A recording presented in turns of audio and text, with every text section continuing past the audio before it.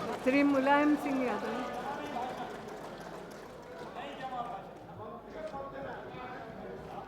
सभापति जी, आपको बहुत बहुत धन्यवाद जो आपने अवसर दे दिया हमें अपनी बात रखने का। किसी भी देश की विदेश नीति है और वे सर्वोपरि हमारे देश का हित, और दूसरा है कि जितने ज़्यादा से ज़्यादा देश हमारे मित्र बन सके वो सफल विदेश नीति होती है। अब माननीय प्रधानमंत्री जब बयान देंगे तो स्पष्ट हो जाएगा सच्चाई क्या है, लेकिन एक संदेश देश में चला गया है आम जनता में, और माननीय प्रधानमंत्री जी आपको सावधान करना चाहते कितनी भी सफाई दें लेकिन संदेश गलत चला गया कि पाकिस्तान के साथ जो बातचीत हुई है उसमें हम दबाव में हुए, कहना और सब चाहते ले दबाव में, लेकिन इतना जरूर हम कहेंगे कि जो विदेश नीति है जो स्थापित हुई है उससे आप हटे तो हैं, क्योंकि या तो इतना कड़ाई के साथ आपने सामने बयान नहीं दिया होता, जो कड़ाई के साथ आपने कहा कि हम कोई बातचीत नहीं कर सकते जब तक कि हमारे आतंकवादी आए बम्बई में हमारे निर्दोष लोगों की हत्याएं की, हमला किया है, पाकिस्तान को सज़ा नहीं देता है या हिंदुस्तान के हाथ में पकड़ के नहीं देता है। ये मांग थी पूरे देश की, पूरे सदन की और आपकी खुद थी, लेकिन सवाल सबसे पहले यही है कि बातचीत क्यों वहीं पर जब आतंकवादियों के साथ आतंकवादियों के खिलाफ कार्रवाई नहीं की गई जैसी करनी चाहिए थी, और उसके बाद उन्होंने आपके हवाले नहीं किया तो सोच समझ के पहले ही बयान देना चाहिए था। इस बयान से तो पलटे हैं आप, जब बयान से पलट गए उसके ठीक उल्टा हो गया और पाकिस्तान से बातचीत हो गई, तो बातचीत क्यों हुई, किस शर्त के आधार पर हुई। दूसरी बात यह है कितनी गलतियां होंगी, ईरान के साथ ही गलती नहीं क्या हो रही है। आज हम सावधान करना चाहते, जरा इतिहास पढ़िए सब लोग कि ईरान ने कब हिंदुस्तान का साथ नहीं दिया। अकेले पड़ गए थे जब यूएनओ में जाकर के, तब भी ईरान खड़ा अकेला हिंदुस्तान के साथ हुआ था, लेकिन उस ईरान के साथ क्या आपने बात की। बहुत सारी बात तो होती है विदेश नीति की, अपने देश के मित्र बनाने की, तो क्या अमेरिका के साथ जो बातचीत आपकी हुई है उसमें क्या ईरान के संबंध में कोई बात हुई है कि ईरान के घात लगाए बैठा है अमेरिका, जैसा इराक के साथ हुआ। इसे आप भी दोषी कम नहीं हैं। इराक के मामले में हम इसी सदन में थे और कितनी मजबूती के साथ हम लोग खड़े रहे थे। फिर दादा सोमनाथ चाचा जी के चैम्बर में बातचीत हुई कई नेताओं के विपक्ष की, लेकिन उस वक्त आप निंदा नहीं कर सके, और कुछ नहीं कर सकते लेकिन निंदा नहीं कर सकते। फिर आपने फैसला ये किया कि आप हिंदी में लिख दो निंदा और अंग्रेजी में दूसरा हल्का शब्द अपना कर लिया, डिप्लोर। हाँ डिप्लोर कहिए। अब बताओ शब्द आपकी हिम्मत नहीं कर हो सकी कि निंदा। Suggested by Sushma ji. अब है ही नहीं सुषमा जी, अब क्या कहें। तो ये शब्द का इस्तेमाल किया गया है।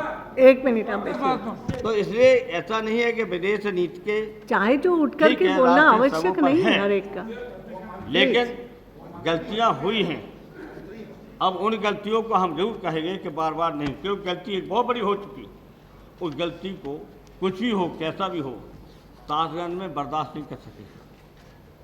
हम अपने इतने महान प्रधानमंत्री को खो बैठे, किन परिस्थितियों में, क्या बीमारी से हुए, क्या झटका लगा, क्या आशंका हुई, क्या देश से जो खबरें गई वो गलत नहीं बर्दाश्त कर सके, उस वक्त भी गलती हुई। इसी तरह पाकिस्तान के बारे में एक बात जरूर हम कहेंगे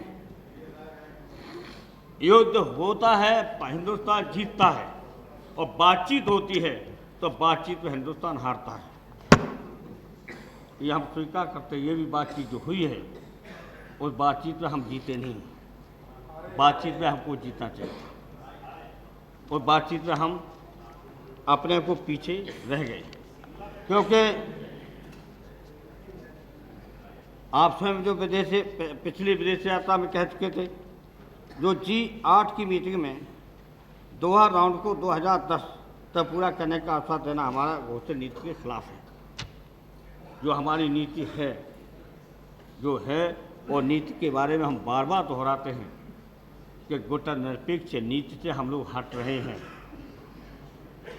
गुटनिरपेक्ष नीति उधर जो तय हुई थी आज़ादी के बाद, और में महत्वपूर्ण भूमिका बहुतों की है, लेकिन नेहरू जी ने अगुवाई की, और उन्होंने गुटनिरपेक्ष नीति के चलते दुनिया के तमाम देशों को ये उम्मीद हो चुकी थी कि जो पिछड़े थे, गरीब थे, छोटे देश थे, कि हिंदुस्तान अब गुटनिरपेक्ष नीति की नीति चलाएगा तो उसमें हमारी मदद होगी। एक सुरक्षा की भावना छोटे देश और कमजोर देशों में हो गई थी। इसमें विचार करना पड़ेगा माननीय प्रधानमंत्री जी, हम कहाँ खड़े हैं और कहाँ जाना था, और खड़े कहाँ हो गए, अब कहाँ जाना है।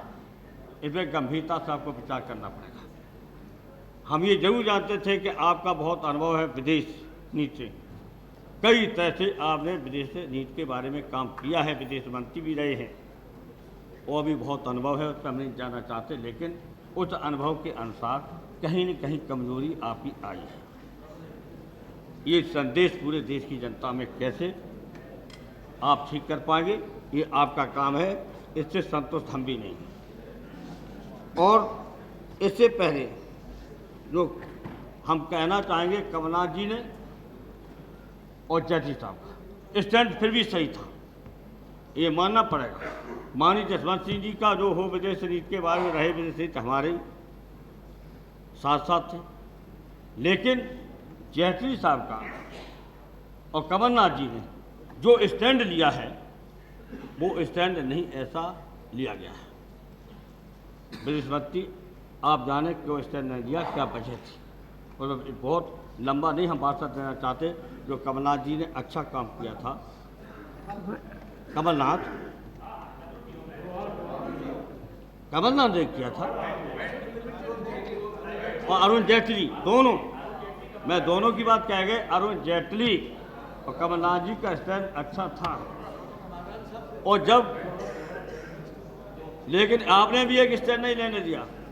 वो आज है नहीं, हमारे जो DMK के विदेश मंत्री जब गए थे और मानव साहब, उन्होंने स्टैंड लिया था बहुत मजबूत। अरे फिर पता चला कि आपके यहाँ से टेलीफोन पहुँच गया, रुको, यहाँ से टेलीफोन चला गया। माननीय जोशी जी साहब, आप मिनिस्टर थे, जो स्टैंड लिया था मारन साहब ने, उस स्टैंड बहुत अच्छा स्टैंड था, किसानों के लिए, खेती के लिए, पैदावार के लिए लिया था। लेकिन उसके बाद यहाँ से टेलीफोन चला गया तो उनको थोड़ा सा हटा पड़ा। तो ऐसा नहीं, गलतियाँ हो रही हैं, गलतियाँ हो रही, लेकिन जो सत्ता में बैठे उनकी गलती भारी है। और ये सही है कि विदेश नीति तो सर्वसम्मति से ही चलती है, देश के हित में चलती है। देश सर्वोपरि है, व्यक्ति सर्वोपरि नहीं है, संबंध सर्वोपरि नहीं है, इनमें देश से सर्वोपरि है। अच्छे संबंध किसी से भी हों, लेकिन जहाँ तक देश का सवाल है वो देश पहले है। माननीय प्रधानमंत्री जी के जो सार्वजनिक रूप से मीडिया के सामने आया, पाकिस्तान के राष्ट्रपति जरदारी ने कहा कि पाकिस्तान जब तक आतंकवाद के खिलाफ कार्रवाई नहीं करेगा, अपने यहाँ चले जा रहे आतंकवादी कैंपों को नहीं तोड़ेगा, तब तक पाकिस्तान से कोई वार्ता नहीं हो सकती है। ये बयान स्पष्ट आपका है। फिर पाकिस्तान से बात क्यों हुई, क्या वजह है, इसको स्पष्ट आप करेंगे तो बड़ी कृपा होगी। अभी जो शर्म अल शेख में गुटनिरपेक्ष की बैठक हुई, उसमें साझा बयान जो जारी दिया है, उसमें 2 भूलें हैं हमारी राय से, और देश के हित में 2 भूलें मैं इसको मानता हूँ। क्योंकि आतंकवाद को आपसी वार्ता से अलग कर दिया, और इसका सीधा अर्थ है हुआ कि पाकिस्तान कैसा भी आतंकवाद करता रहे, कोई बात ही होती नहीं। आतंकवाद तो पहला था, आतंकवाद से हमारे देश का अपमान हुआ है। बम्बई में आकर के पाकिस्तान के आतंकवादी हमला कर जाएं और उसके बाद एक पकड़ा भी जाता आतंकवादी, तो भेद तो सारा मिल गया आपको। इससे बड़ा सबूत क्या मिलेगा क्या? और सफाई कौन देगा?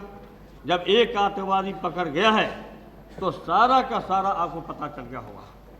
अगर पता चल गया है तो इस सदन को तो बताना चाहिए कि आपने क्या क्या किया है, कहाँ कहाँ से योजना बनी थी, कौन से षड्यंत्रकारी थे और कहाँ कहाँ और हमला करना चाहते आतंकवादी, और क्या हिंदुस्तान का नुकसान करना चाहते।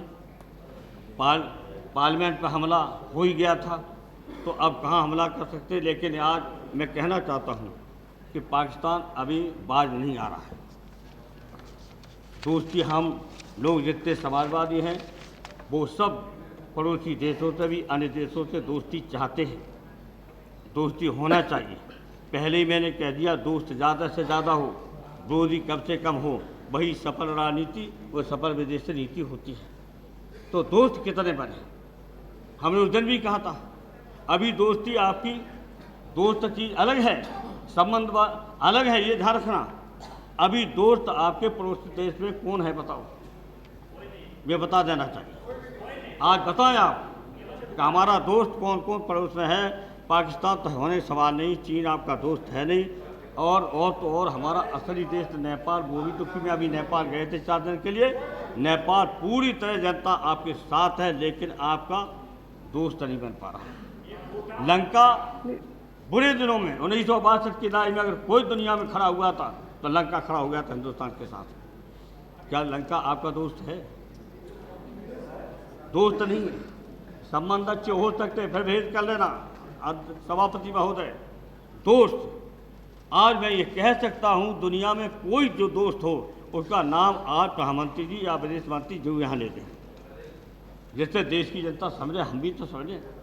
हमें भी राजनीति करनी है, बोलना है, कहीं जाना है, कहीं शिविर भी हम लोगों के पार्टियों के होते, सवाल पूछे जाते हैं, तो हम भी तो जवाब दे सकें कि हिंदुस्तान का दोस्त फला है। हम कहाँ पहुँच गए? हिंदुस्तान का दोस्त कोई है ही नहीं। संबंध अच्छे कितने रह सकते, कब तक रह सकते, वो अलग बात है, लेकिन दोस्त कोई नहीं।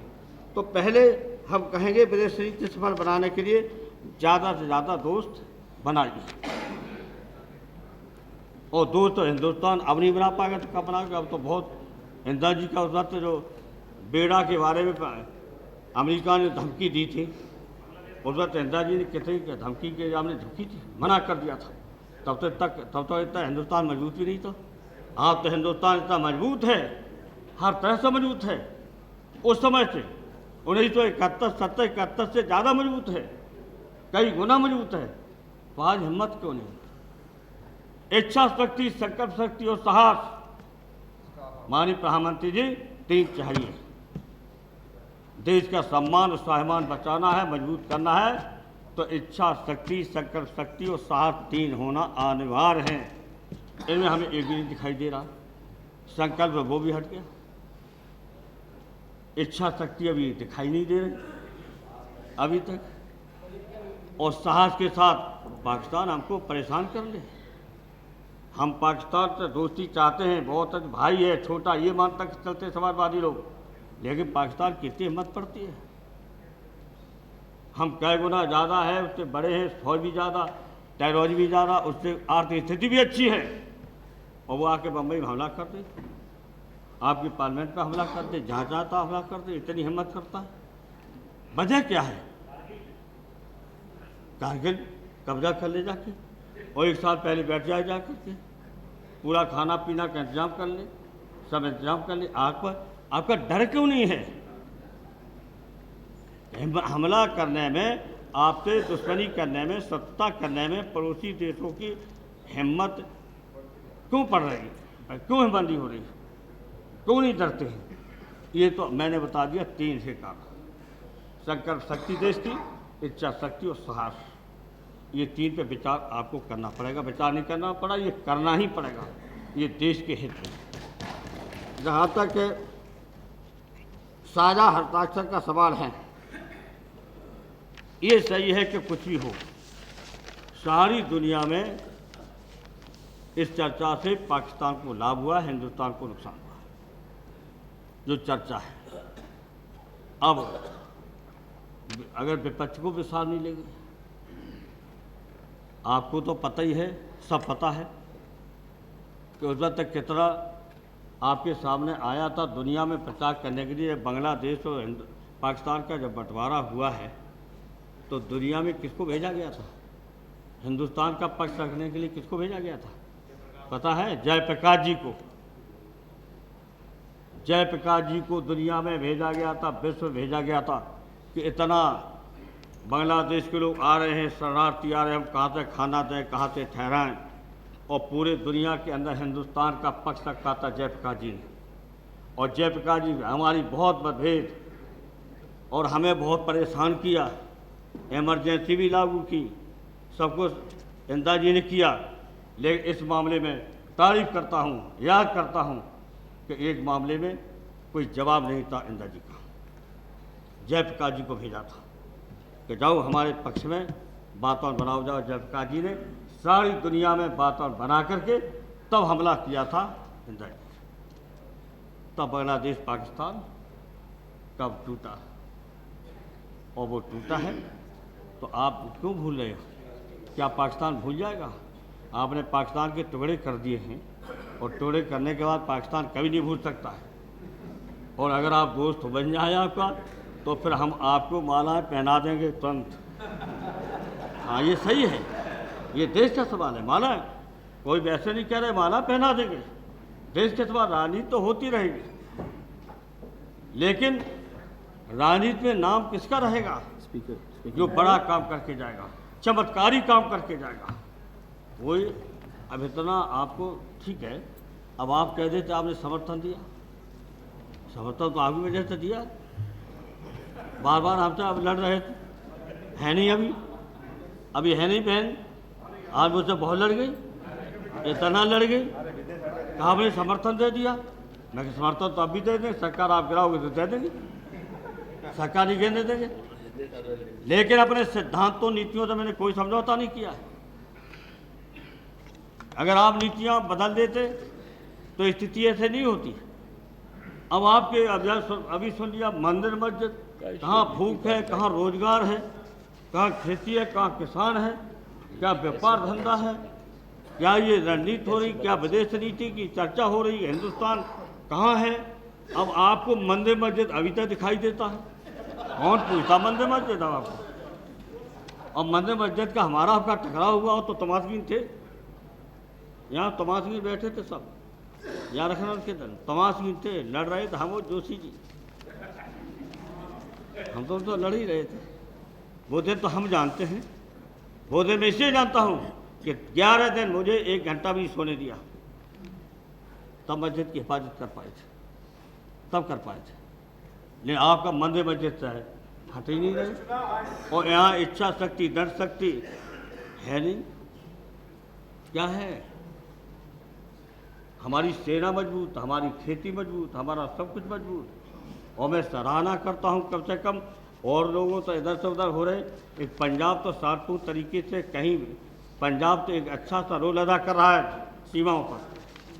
वहाँ किसी तरह का स्तर से जो और प्रदेशों में हो रहा है, नफरत फैल रही और कुछ हो रहा है, उसमें आज पंजाब बिल्कुल शांतिपूर्ण है। ये सबसे बड़ा हमारे देश के लिए शुभ है, जिसको जब भी कोई होता है कठिनाई, हमला तो पहले झेलता है पंजाब झेलता है। लेकिन पंजाब जिस तरह शांतिपूर्ण तरीके से आज है, उस तरह के और सूबों के नाम नहीं लेना चाहते, बुरा मान जाएंगे। ये दूरियां आपस में हैं, वो सबसे बेहतर काम हुआ, मैं महसूस करता हूँ। संबंध हमारे हैं। जहाँ तक एक ही बात मैं कहना चाहता हूँ, मुझे ज़्यादा इसे नहीं बोलना है। कुछ ऐसी बात है जो हम कहना चाहते थे वो कह दी हैं, मानिए इतना सना ने कह दी हैं, इसे उन बातों को नहीं दोहराना चाहते। लेकिन इतना जरूर कहना चाहते, माननीय प्रधानमंत्री जी बहुत अनुभव है, मैं कह चुका हूँ कि अब इसको अच्छा यही रहे एक ही बात मैं कहना चाहता हूँ, बेपरवाह, कोई दबाव में कुछ नहीं कर पाएगा आपका। जनता साथ है, सेना पूरी मजबूत है, किसी की हिम्मत नहीं है। अब जो हस्ताक्षर कराए हो उनको रद्दी की टोकरी फेंक दीजिए, इसके अलावा कोई रास्ता नहीं।